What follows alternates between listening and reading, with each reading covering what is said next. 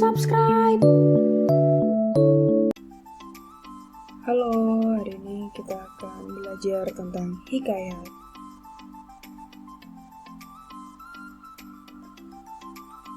Hikayat adalah salah satu cerita rakyat yang menggunakan bahasa Melayu klasik. Karakteristik hikayat yang pertama, ada namanya kemustahilan.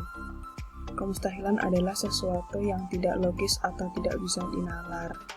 Jadi, karena hikayat ini masih masuk dalam cerita rakyat yang sulit diketahui kebenarannya, maka sangat banyak hal-hal yang mustahil yang terdapat dalam teks hikayat.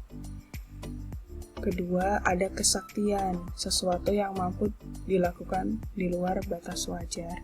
Ini kayak tokoh-tokoh dalam teks hikayat ini banyak melakukan hal-hal yang tidak wajar. Contoh, mengkomando burung kelelawar, kan tidak bisa itu dilakukan. Atau berbicara dengan semut, nah itu kan tidak bisa dilakukan. Dalam Islam itu disebut jizat, tapi dalam hikayat itu disebut sebagai kesaktian.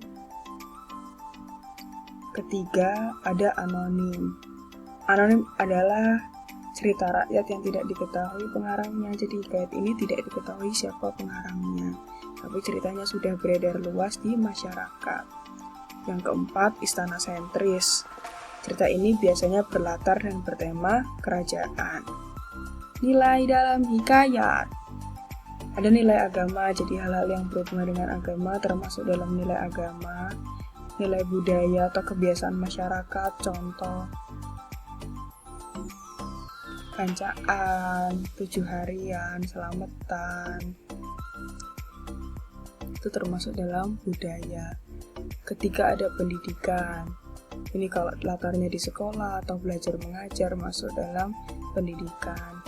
Nilai moral, ini nilai yang berhubungan dengan diri sendiri, contoh disiplin, rajin, ya kan, itu nilai moral. Sedangkan yang kelima, nilai sosial. Nilai sosial itu berhubungan dengan orang lain, contoh gotong royong, saling membantu.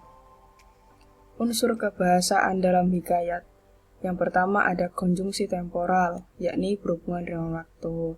Contoh, kata lalu, kemudian, pada akhirnya, suatu hari, suatu saat nanti. Lah itu kan termasuk dalam konjungsi temporal.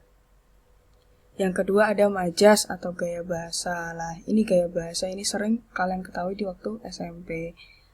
Tapi dalam hikayat, gaya bahasa yang paling menonjol, yang pertama ada majas antonomasia, yakni majas yang menyebut seseorang berdasarkan ciri atau sifat yang menonjol. Contoh, si miskin, si kaya, si cantik, si buruk rupa. Lah, penyebutan-penyebutan seperti itu disebut sebagai majas antonomasia. Yang kedua ada majas simile, yakni majas yang membandingkan suatu hal dengan hal lain. Yang ketiga ada majas hiperbola, yakni majas yang melebih-lebihkan. Contoh, dia lari secepat kilat. Nah, masa ada lari secepat kilat? Yang ketiga ada kata arkais, kata yang tidak umum digunakan. Jadi kalau kalian nanti baca teks hikayat, pasti banyak kata-kata yang kamu tidak mengerti artinya. Bagaimana caranya saya mengerti, Bu? Karena sekarang zaman sudah canggih, jadi bisa dilihat di KBBI 5.